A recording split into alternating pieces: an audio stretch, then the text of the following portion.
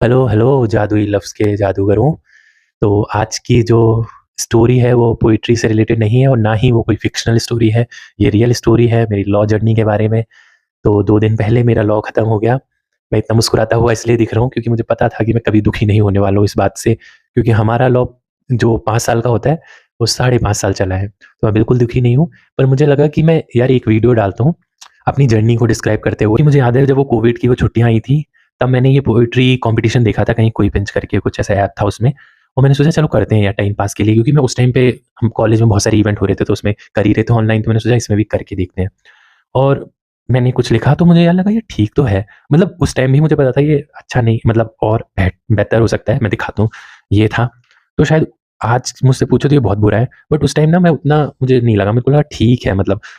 But शायद अगर मान लो मैं इसका बुरा मान के कि यार ये तो बहुत गंदा लिखा है मैंने और मैं बैठ जाता, तो आज ये जादुई लफ्ज़ भी नहीं होता और ना मैं आज मुझे में इतनी हिम्मत होती कि मैं वीडियो बना पाता इस पर। और मैं अभी बताता हूँ मेरी जो stage performance, first stage performance, आजकल तो फिर भी मेरे को ऐसा लगता है कि मैं कर लेता हूँ स्टेज पे परफ़ॉर्म।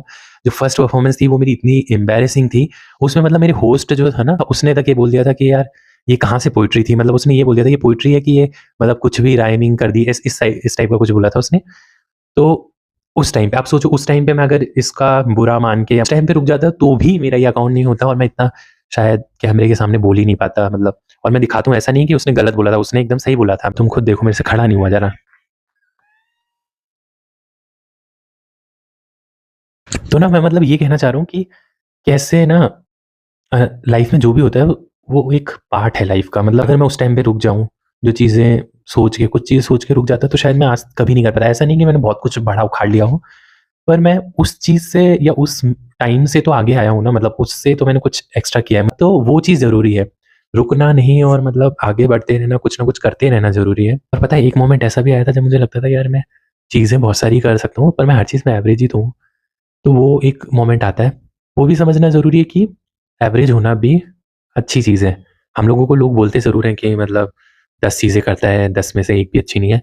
पर यार ठीक है ना, मतलब कुछ लोग 1 चीज़ अच्छी कर सकते हैं, हम 10 चीज़ें कर सकते हैं और कुछ भी अच्छी नहीं कर सकते। तो वो 10 चीज़ें कर तो सकते हैं, तो वो भी तो एक पार्ट ऑफ लाइफ़ ही है ना कि हम 10 चीज़ें कर पा रहे हैं। और लास्ट में मैं यही कहूँगा मेरे प्यारे मित्रों, ऑल द बेस्ट आप सभी को। रुकना मत, आगे कुछ ना कुछ करते रहना और मुझे खुद को भी ऑल द बेस्ट। मैं भी कुछ ना कुछ तो करते ही रहूँगा। होप हम कहीं किसी जगह पे मिलें। All the best.